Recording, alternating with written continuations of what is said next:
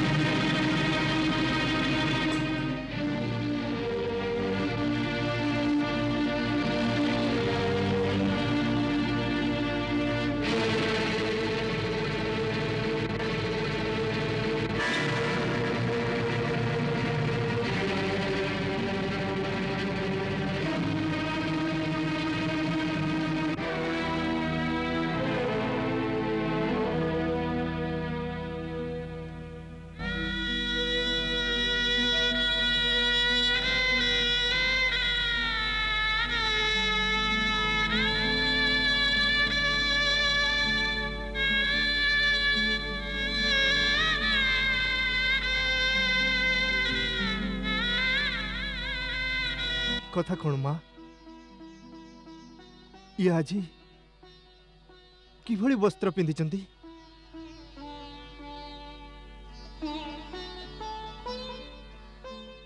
आपणक आभूषण कहीं आपणक मथार सिंदूर नहीं कौन है मातेश्वरी महाराज आपणक कक्षरे मध्य नहांती ये सारा राजा महल तो शून्य कहीं लगुच कहती महाराज कहती मो पिताश्री कहतु माँ कहती पिताश्री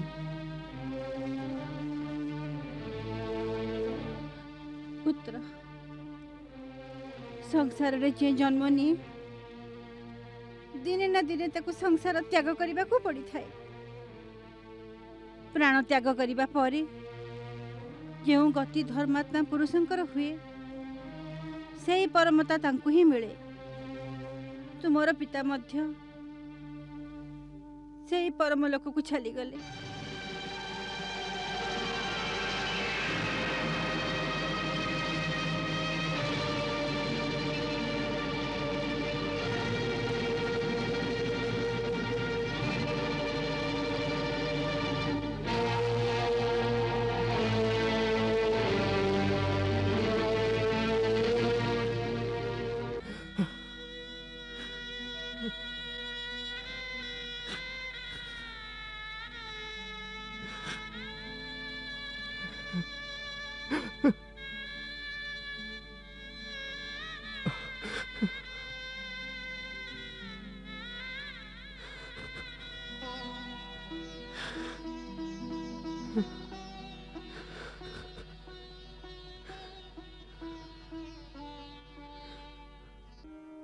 रास्ता सारा मो हृदय भୟରେ कंपुथिला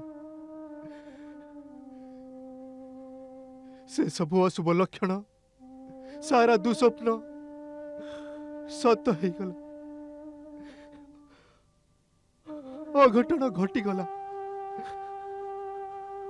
अघटन घटीगला माता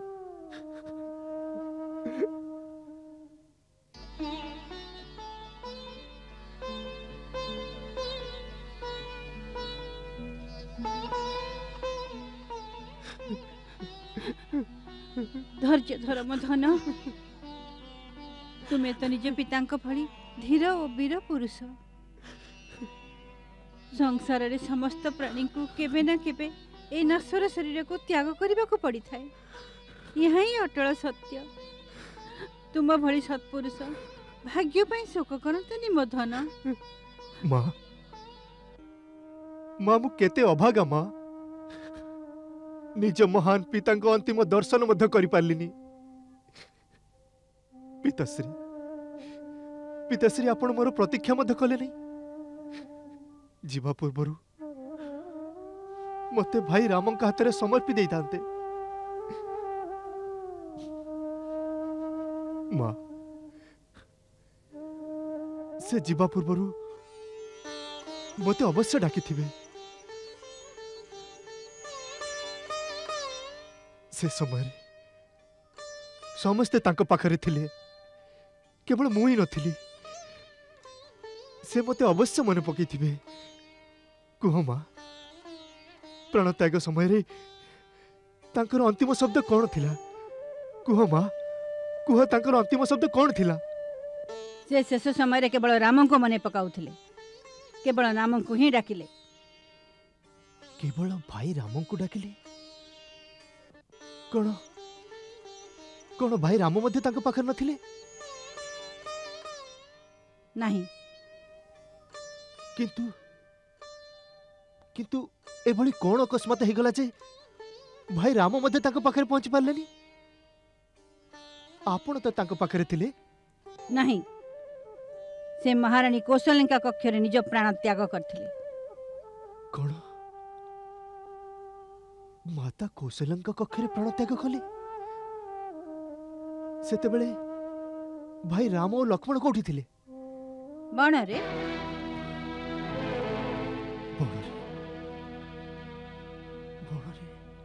बणरे कहीं की? महाराज स्वर्ग को चली जावा पूर्वरु तांकु 14 वर्ष पाई वनवास दंड दे। वनवास?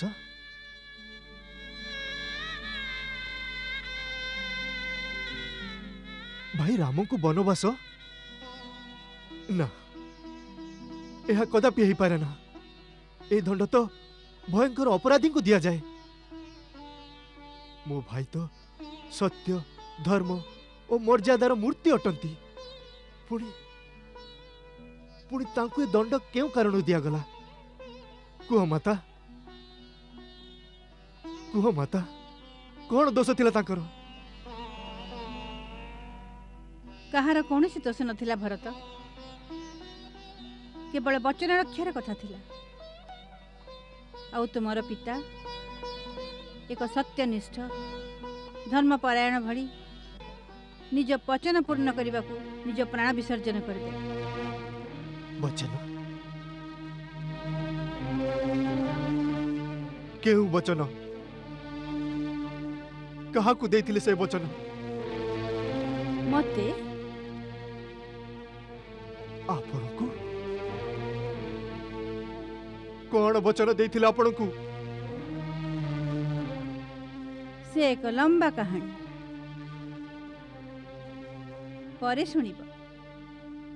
एबे तुमे यात्रा क्लांत होई फेरिच, टिके विश्राम कर। तुमको अनेक कर्तव्य करने को पड़िबो।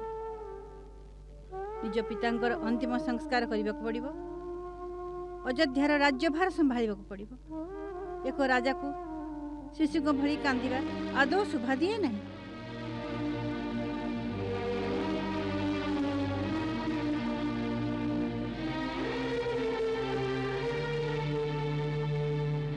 ये अश्रु गड़ेबार समय नुहे।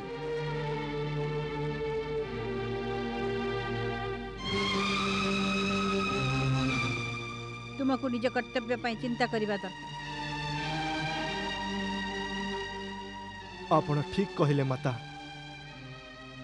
ए समय अश्रुपातर नुहे। मते एपरी लागुची जेपरी राजमहल रे एक बड़ षड्यंत्र रचा जाइछि। कौनसी दुष्ट आम वंशर सर्वनाश पाई आमर सुख शांति भरा जीवन रे विष भरी देछि। मोर प्रथम कर्तव्य यही जे से षड़यंत्र मूल पहुंची ताकू दंड देवी जी मो पितांकर हत्या करिछि, जी मो भाई राम को देशरू बाहर कर देछि। जो पापी आम वंश उपरे एभली क्रूर आघात करिछि मु ताकू केबे भी जीवित छाड़ी पारिबि नाही, केबे भी जीवित छाड़ी पारिबिनी। तू कौन ताहले ताको प्राणदंड देबो? अवश्य, से स्वयं काल भी होई थाउ ना काहेकि। ताहले तते दंड मते देबाको पड़ी।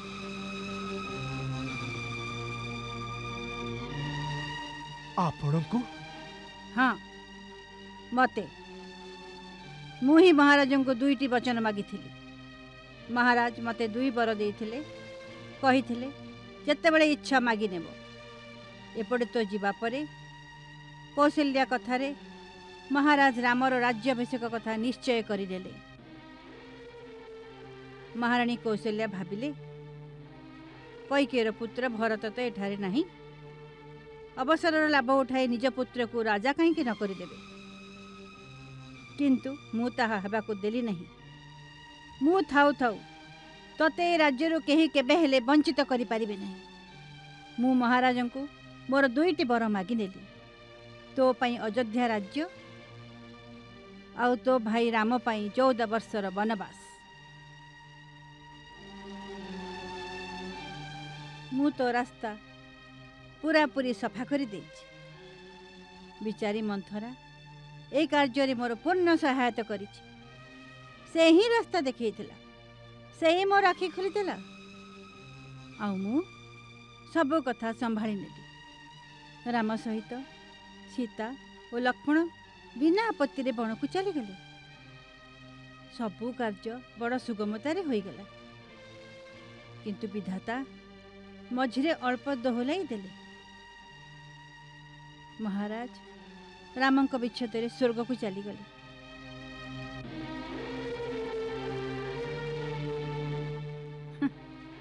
मु जाने पितांकर स्वर्गवास तुमको बड़ दुख होउथिबो। से तो आम समस्त को होउछि।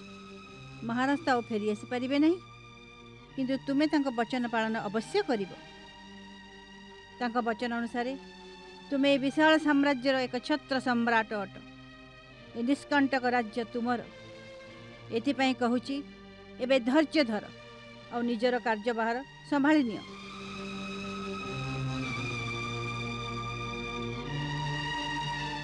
भरत, कौन से साधारण मनुष्य यही परिस्थिति शोकाकुल हेबा तो अति स्वाभाविक। किंतु तुमे तो साधारण मनुष्य नुहे। तुमे तो सत्यव्रत, सदाचारी, तुमर बुद्धि तो वेदर अनुसरणकारी। यही समय तुमको राजार कर्तव्य करने आवश्यक।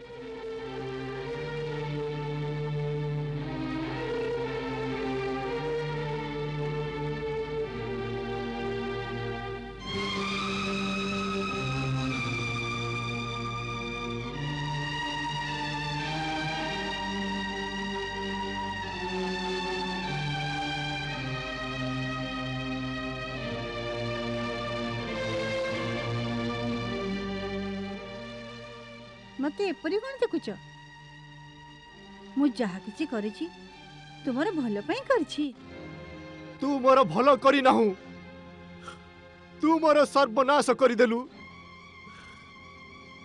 ए कुकर्मरु तू मते रघुकुलर सबुठारु कलंकित पुरुष करी देलु। अरे पापिनी, कुलनाशिनी, याठू तो भल यह होंता जो दिन मोर जन्म हैला से दिन निज हाथ में मो तंटी चिपी मारी दे थांतु। फल आज मु विकलांगर मृत्यु मरी न थांती। मो भाग्यर विडंबना देख, मते रघुकुल भली उज्जवल वंश मिलिला। वीर पराक्रमी, सत्यनिष्ठ और परम धर्मात्मा दशरथंक भली पिता मिलिला। त्रिलोकरे वंदनीय श्रीरामंक भली भाई मिलिला। औ तो भली पापिनी, कुलनाशिनी और नीच माता गर्भरु जन्म दिया गला।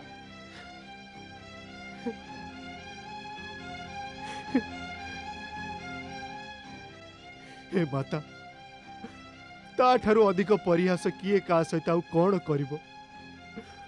अरे पापिनी, परम धर्मात्मा श्रीराम को बण को पठाइबा को कहला बेले तो जीव काहे की खंड खंड हे गलानी।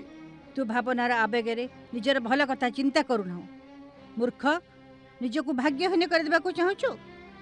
अरे मो भाग्य तो सही दिन फाटी गला जे दिन श्रीराम भाई बण को चली गले। से श्रीराम भाई जी तुमको निज माता ठार भी अधिक स्नेह करुले, सही कौशल्य माता जी तुमको निज भौणी ठार अधिक भावुले। तांकर एकमात्र पुत्र को बण को पठाइबा बेले तुमर आत्मा चित्कार कला नहीं कहीं तुमर हृदय खंड खंड हो गला नहीं। एभली क्रूर वरदान मागिला बेले तुम मुखरे पोक कहीं पड़िलानी, तुम जीव कहीं पचिगलानी। ए तू किभली मूर्खंक भली कथा कहूछु।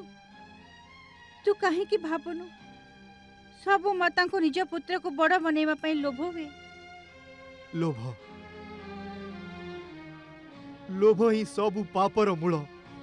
लोभ मनीष को तो भली अंध कर दिए जहाँ को पाप और पुण्य मध्य किसी प्रभेद देखा जाए ना। अरे श्रीराम को मनुष्य तो कौन पशु पक्षी मध्य प्रेम करती, किंतु तू तांको ठारू मध्य छोट जी तांको घरु बाहर करदेला। तू नारी नहु मानवता ठारू नीच कोनसी राक्षसी राक्षसी। भारत मु जहाँ भी कली तोरी भल पाई कली। मु तोर माँ भारत, मु तोर माँ। ना ना आज ठारू तू मोर माता नहु। मु जन्म जन्मांतर पर्यंत नरकरे रहिबा स्वीकारिबी, किंतु तते मु माँ डाकिबा स्वीकारिबिनी। भारत जदि मोर स्वर ए लोकरु परलोक पर्यंत पहुँचुथिबो तेबे पिताश्री आपण शुणी नियंतु। आज आपणकर ए अभागा पुत्र भरत कैकेयीर त्याग करदेला। आउ पिताश्री आपण मते आशीर्वाद दियंतु कि आपणकर इच्छा अनुसार श्रीराम को बनरु आनी अयोध्यार राज सिंहासन रे बसई पारिबी। महारानी कैकेयी जदि तुम स्त्री हेई नथांत ताहले तुमर दुष्ट कर्म पाई आज निज हाथ रे तुमर खंड खंड करि देई थांती। भारत पापर एभली जीवंत मूर्ति को जीवित छाड़ी देबा मध्य पाप। परंतु परंतु यह कला परे मो राम भाई काले मोर परित्याग करदेबे सेति पई मु आज विवश।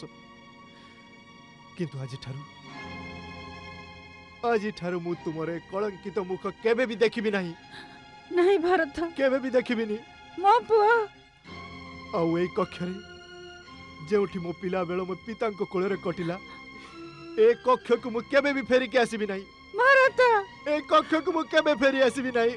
नहीं ए कक्ष को मु केबे भी फेरी के आसीबी नहीं।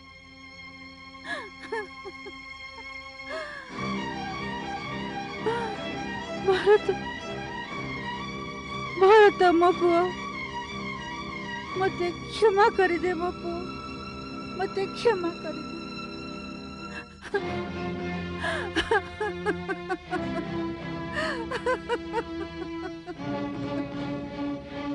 मते क्षमा कर दे बापू। आर्य सुमंत भरत आसीगला। एथिपाई महाराजंक शरीर को एबे तेलरू बाहर करी अंतिम यात्रा पाई भल भावे सजई दियो। भल हैला कि कुमार आगे मातांक कक्ष को गला, अन्यथा ए करुणामय दृश्य से केबे सही पारि नथांता। तमे प्रस्तुत कर, मु भरत को जाई संभाळुची। यथा आज्ञा गुरुदेव।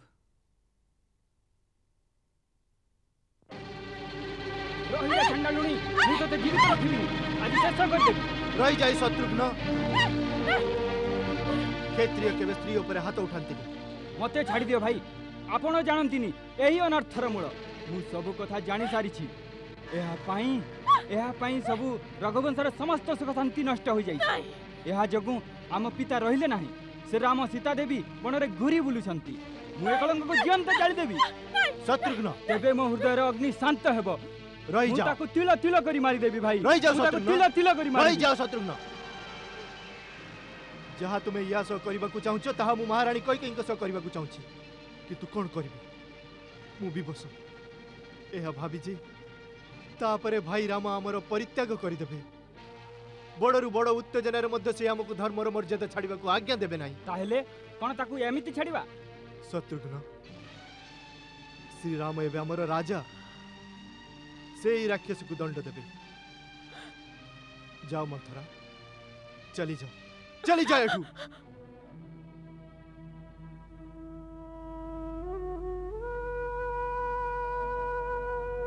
शत्रुघ्न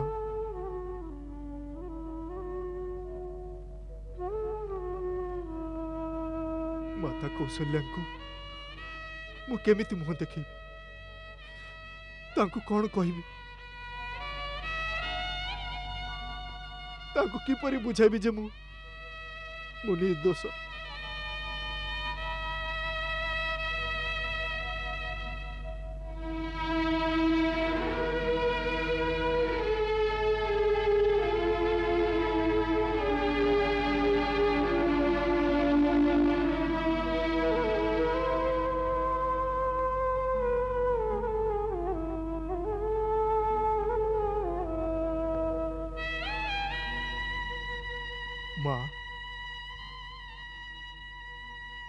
माँ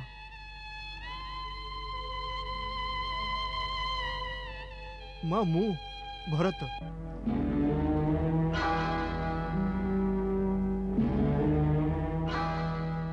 भरत भरत भरत भरत आसी गलु पुत्र मु तोर ही रास्ता देखुथिली एटारे मो कथा केही सुनु नाहंती मते मो राम पाखो केही नेउ नाहंती एबे तू तो राजा होई गलु ना मु प्रार्थना करूची निज सेना को आज्ञा दे दे जेउठी राम को छाड़ी आसिले सेई बनरे ता मां को भी छाड़ी आसे मां मंगल भवन मंगल हारी दशरथ नंदन गोलक बिहारी